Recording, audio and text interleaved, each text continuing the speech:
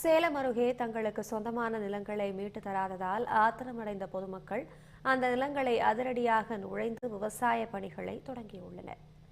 சேலம் மாவட்டம் பனமரத்துப்பட்டி அடுத்த அத்திப்பட்டி மற்றும் சூரியூர் கிராமங்களைச் சேர்ந்த பொதுமக்கள் தங்களுக்கு சொந்தமான நிலங்களை கடந்த 22 ஆண்டுகளுக்கும் மேலாக தொடர் போராட்டத்தில் ஈடுபட்டு வருகின்றனர்.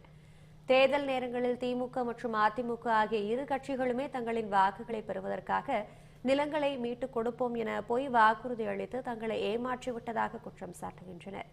மேலும் தமது நிலங்களில் சட்டவிரோதமாக மரங்களை வெட்டி ஏற்றி சென்ற லாரிகளை பிடித்துக் கொடுத்தும் அதிகாரிகள் நடவடிக்கை எடுக்கவில்லை என்றும் தங்கள் மீதே பொய் வழக்கு போடுவதாகவும் கூறுகின்றனர்.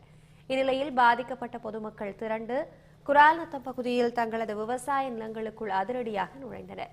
தகவல் அறிந்த சம்பவ இடத்திற்கு வந்த அரசு அதிகாரிகளுடன் வாக்குவாதத்தில் ஈடுபட்டனர். அதிகாரிகளின் எதிர்ப்பையும் மீறி தங்களது நிலங்களில் மீண்டும் விவசாய பணிகளை தீவிரமாக தொடங்கியுள்ளனர். இச்சம்பவத்தால் அப்பகுதியில் பதற்றம் நிலவியது.